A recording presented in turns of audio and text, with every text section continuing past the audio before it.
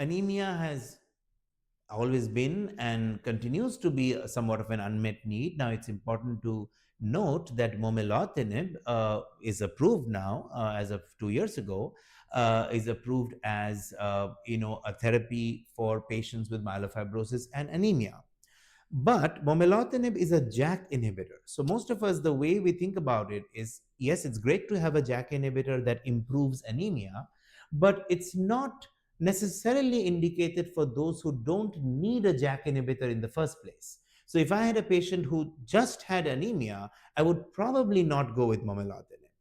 Although if I had somebody who needed a JAK inhibitor based on spleen and symptoms and also had anemia, I would absolutely go with it.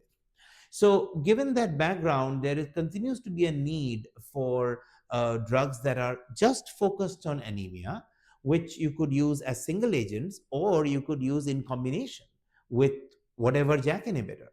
So, DISC-0974 is an anti-hemojuvelin antibody, so first in class, and hemojuvelin is a positive regulator of hepcidin.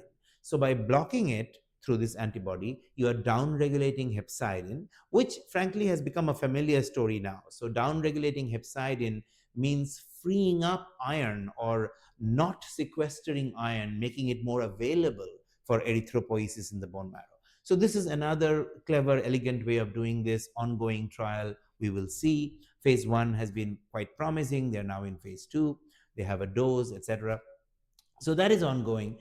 There is also a nice trial called ODYSSEY, which is not a new drug. It's momelotinib and luspatercept, but for the first time they are together. So momelotinib as an ACVR1 inhibitor, luspatercept as a TGF beta, TGF superfamily, I should say, or activin receptor ligand trap.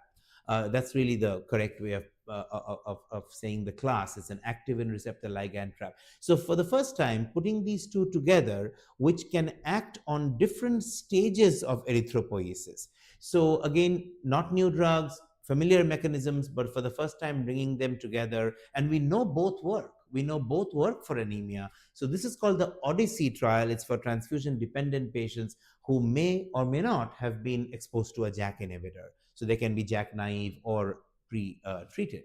So that is another important trial that is ongoing. And then luspatercept, we will learn more in the coming days, but there were top-line results recently released by BMS on their phase 3 trial in myelofibrosis in transfusion-dependent patients who are on a stable dose of a JAK inhibitor.